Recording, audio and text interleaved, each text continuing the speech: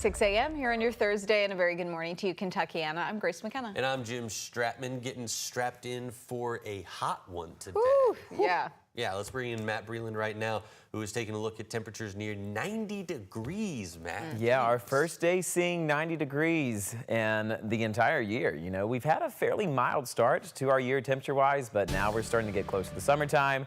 So warmer temperatures are headed our direction. We are starting to have sunrise across the city this morning, and we've got temperatures in the upper 60s. Winds out of the south at 8 miles per hour, really driving in a lot of that humid air. So it is going to be another muggy afternoon for us across Kentuckiana. So far this morning, temperatures are ranging in the upper 60s. We're at 68 near Bowman Field, 67 Fern Creek, 62 Sellersburg, 64 for you folks near Lanesville. Across the river there in southern Indiana, we're at 68 near Seymour, 64 for you guys near Scottsburg. So far, we're quiet and dry on satellite and radar. Just a few of those passing clouds making their way in from the west. And we're going to continue to have a mix of sun and clouds as we head into our afternoon hours. The chances for a few isolated showers will be possible as well. But the main story throughout the next 12 hours is our temperatures ranging into the upper 80s just as we head into the later parts of the afternoon. So it is going to be one of the warmest days that we've seen so far this year.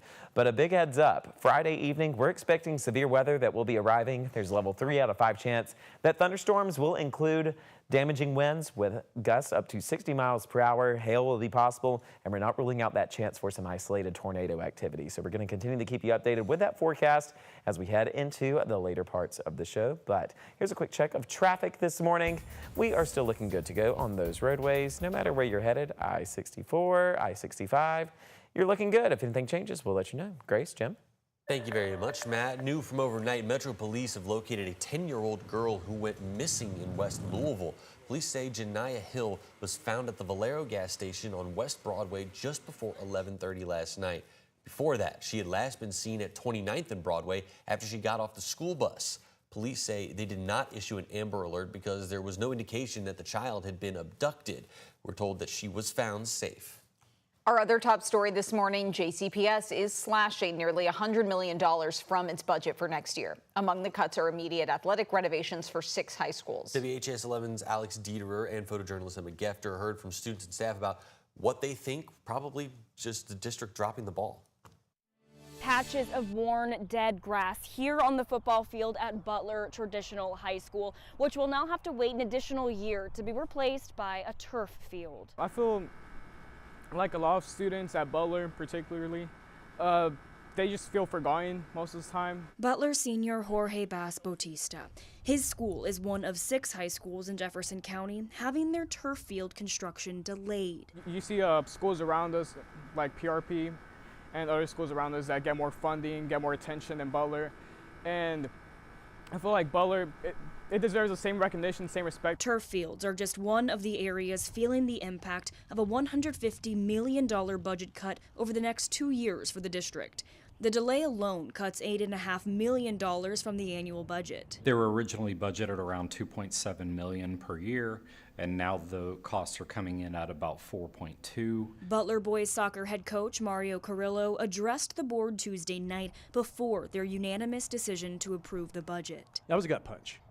It was even worse the next day when I told all 55 of my soccer players that we're not going to get what we were told we're going to get. JCPS said in part, quote, "We're prioritizing capital construction funding for previously approved new schools, repairs and upgrades of school buildings with projects like replacing outdated HVAC systems and repairing roofs." Why is it that Butler doesn't have all these resources, all this funding, when they've proven themselves that they have the students capable of achieving such greatness? Jorge has spent his last day at Butler and is now moving on to study engineering at U of L, but wants to leave his now alma mater in good condition for the generations to come. Alex Dieterer, WHAS 11 on your side. The plan now is for the project to be completed by fall of 2027. JCPS is also moving forward with a cell phone ban for students throughout the school day, including at lunch and in the hallways in between classes. A no-phone policy is already in place at Fern Creek High School, which goes telecommunications free at the start of each school day. Students have been issued a Yonder pouch, which works like a security tag. It can be opened by a magnet or with safety scissors, which all teachers have on hand. Principal Rebecca Nicholas called the change transformative for the school. the first kind of round of phone free is a lift. It's an effort from our teachers. So if they're taking their phones out at transitions, at lunch, at varying intervals, you have to do it again and again and again. If you're phone free from the beginning of the day to the end of the day, you implement the ban one time, and then you can get down to the business of teaching and learning, which is really what we all want to do. Now, Linda Duncan was the only board member from Jefferson County who voted against the ban at a board meeting Tuesday night. She told us she thinks the voices of parents were ignored in the decision.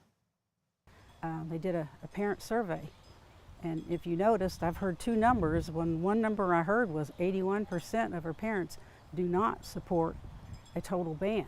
Ever since COVID, it's gone to almost a safety issue with them.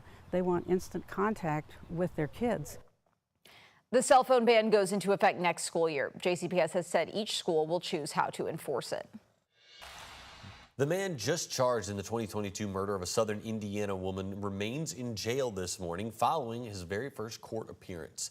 Derek Pixley was arrested on Monday, and he was charged in the death of his ex-girlfriend, 29-year-old Brittany Bowman. She was shot in October of 2022 in Henryville and died months later. Court documents say Bowman had an emergency protective order against Pixley at the time. In Clark County Court yesterday, a judge ordered that Pixley be held in the Clark County Jail without bond. Clark County Prosecutor Jeremy Mole told us that Bowman's family is satisfied with that decision. To be able to have a family stay in a courtroom and see justice being administered for their loved one who's been murdered. And so I think that first time where they see the charged defendant in the courtroom and say, yes, there's accountability being brought to bear here is gratifying for them. No, Your Honor. Pixley is due back in court next month. And a judge has denied a Jeffersonville murder suspect's request to reduce his bail. 34-year-old Taylor Meyer appeared in court yesterday, 3 months after police found his wife, Deborah Meyer, dead inside their Westwood Drive home on Valentine's Day. In court, a detective who responded that day said Taylor admitted to fighting with Deborah, strangling her and then stabbing her to death. Was him supposedly saying that he killed her? Was that prior to being tased or after being tased? Before being tased? And so he just comes out, I killed her, I killed her? That's my understanding. Judge's order says bond reduction was denied because Meyer is a flight risk and a danger to the community. He's expected back in court next week with a trial scheduled for July 15th. And President Trump has approved individual assistance for more Kentucky counties that were affected by last month's flooding. Governor Andy Beshear says those counties include Jefferson, Bullitt, Nelson, Oldham, Henry, Meade, Grayson, LaRue, Trimble, and Carroll counties. The declaration unlocks funding for people to receive reimbursements for essential expenses and needs that are not covered by insurance or other forms of aid.